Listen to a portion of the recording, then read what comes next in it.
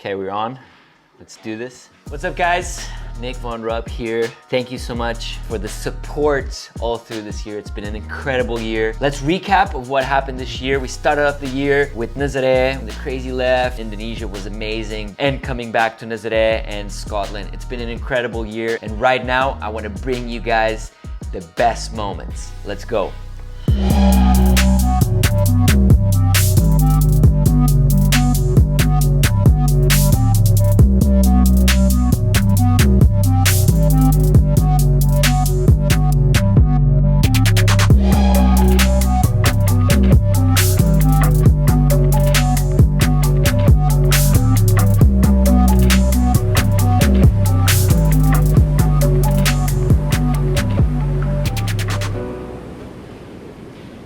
First stop, Nazaré. January, we're filled with swell. We had one of the biggest swells of the year. Nazaré is such a beast, right? It's the biggest wave in the world. We had one of the cleanest, best, biggest swells of the year. The video that got the most views, 480,000 views, biggest Nazaré ever. One of my favorite parts is definitely that afternoon session where I got like 3 back-to-back waves. That day was like a roller coaster of emotions, you know, like starting off the day, being the first one in the water, feeling ready to catch the biggest wave of my life. And then that wave never came. I waited until 12 to catch my first wave, and first wave I caught, I had that impact with João Guedes. That was a really scary moment, obviously, you know, just full impact. All of a sudden I had a surfboard on my leg, hitting my leg, and I had no idea if it was a jet ski or a surfboard. That was really scary, and then a couple hours later ended up getting some really nice waves. The side angle of that wave is insane. Driving down the wave and the wave just stands up.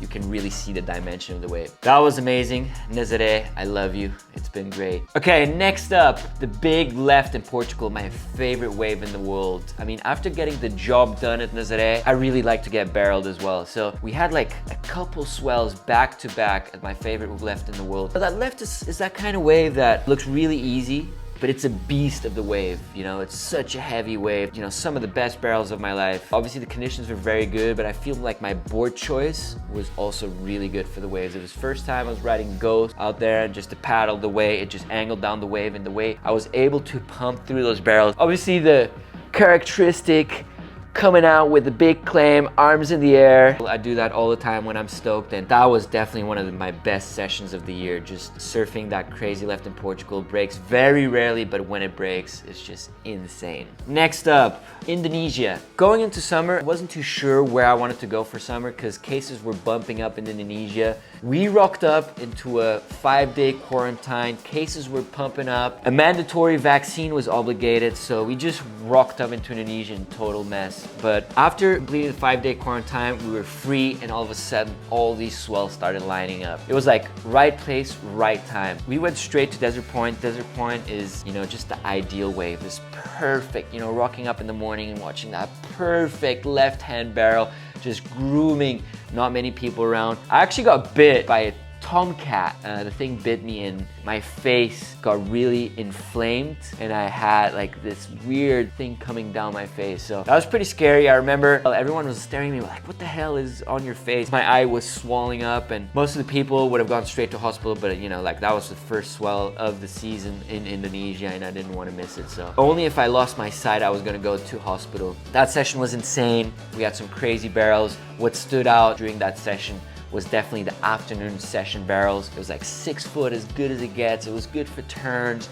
good for barrels, and I remember getting this one wave where I'm like, do this big hack, pull into the barrel, come out, hack again. Just total, the absolute surfer's dream right there. And that was the start of my Indo mission. I tend to be really lucky in Indo. You know, after scoring at Desert Point, I want to go to the Mentawais because that's, you know, Kandui Resort is usually the place where I get the best waves. I mean, there was 2-3 back-to-back swells, you know, like tick the box of Desert Point, and I was heading, go scoring Kandui. We rocked up in Kandui. I mean, we had some really good waves at Kandui. Such a good wave, you know? It's like a dream, you know? We have a really cool thing going on there with Nasty Nate, Dennis, all the local crew from Kandui. And it's one of those waves that have brought me a lot of memories over the years, you know? It's just such a long wave. And there was this one wave where I took off super deep, like airdrop, fell down, started pumping like woo, woo, woo, woo. It came out with the spit. Surfing with such amazing surfers such as Nasty Nate pushes me to the limit. He's one of the best barrel riders in the world.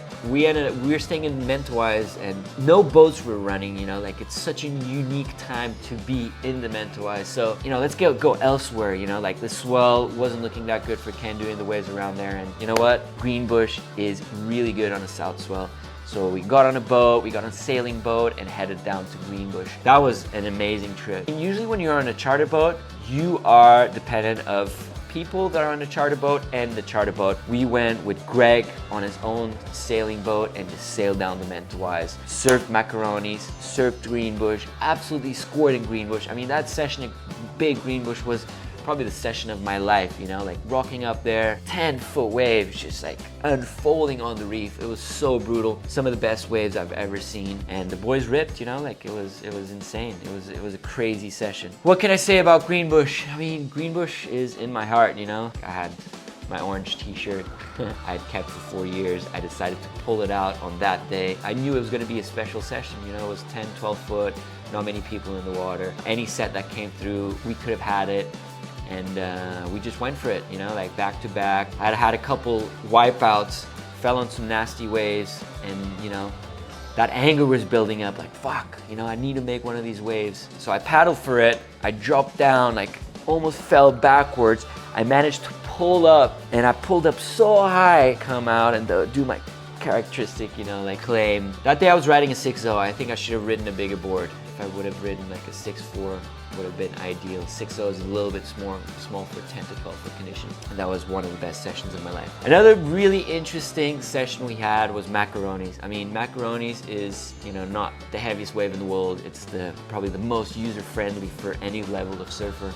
And just surfing macaronis for like 2-3 days straight with not many people out was just a dream come through. Usually when you go to the Mentawais, you know, when I was in the lineups in macaronis, I always thought like I wish I could surf by myself. And that was it, you know, like our macaroni session, only the boys out, some insane barrels, some really good turns. And that was it. That was my Indo stint. I ended up staying there for 2.5 months, probably the trip of my life. Maybe we will never ever see Indonesia so uncrowded as we did. But I was ready to come home, you know. 2.5 months in Indo was ideal, was the perfect time. And we came back to the cold, straight into Scotland. That was our next trip. We were eyeing out a swell for a while, trying to score number 10s. I had been in touch with Ben quite a bit. Like, he had a ski, I had the will to go there. I hadn't scored number 10s in a long time. And we rocked up, you know, it was the perfect swell. It was still like September, really clean conditions, and you know, the swell was perfect north. Couldn't even believe it, you know, like the perfection of wave in the most northern tip of Scotland. You know, there was a little bit of mixed feelings there, you know, like it's a really dangerous wave in a very dangerous place. You know, if shit hits the fan, you're screwed. So thinking about it, going out there with a 16-year-old kid is a big responsibility. You know, if something happens to him, if something happens to the jet ski, there's no one that's gonna pick you up. But it ended up being a really good session. The boys got some crazy waves, you know, being out there with Ben and dreaming about being out at 10s with a jet ski, and finally being out there was a dream come true. Scotland was amazing. The waves were amazing, the crew were amazing, and the whiskey was great too. Next up, we came back to Nazaré. I had been training a lot, getting ready for the season. My goal in big wave surfing is really to bring my slab approach into big waves. Paisel had shaped me some great boards, some like 10-4s, and I felt ready, you know, physically, mentally, and my equipment was on point. Biama hooked me up with some great wave runners. So, I mean, I had no excuses. You know, obviously getting barreled is the ultimate dream. There was this one day where the lefts were really lining up perfectly, and I, you know, just took off on this wave, bottom turn, and I saw the lip just going perfect for the barrel. So I pulled up my 10-4 and just got absolutely shacked. Came out right in front of Laurent Pujol. He's got this most amazing angle. What was really interesting about the barrel is, you know, there was so much water drawing off the wave. So like when I pull up, it kind of like pulls me back and I come out after, you know, I come out with the spit basically. The spit gave me that extra speed to come out of the wave. That was like one of the best waves of my life. Always dreamt about getting barreled at Nazaré. Last but not least, obviously the Nazaré Challenge. Waves were completely perfect. I was looking for this A-frame barrel, trying to do what I did on a paddle board, on a tow board. My turn didn't come on that one, but for my partner, Scooby, it was sick. I mean, I put him on the perfect wave and he faded and just got barreled wave after wave. Two of the best waves of the event.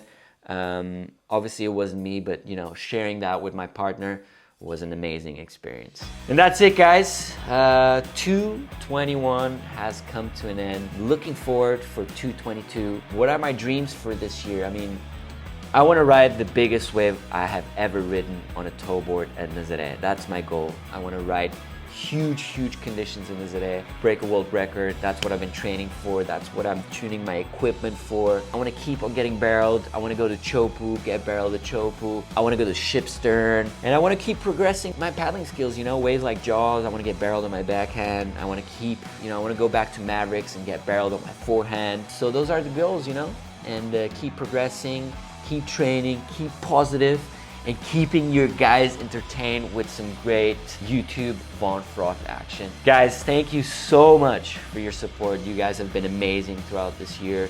Make sure to support the boys. Go on vonfroth.com and keep buying our merch to support the series. And I hope you guys enjoyed it. I'll see you guys in 2022. Let's go. Woo!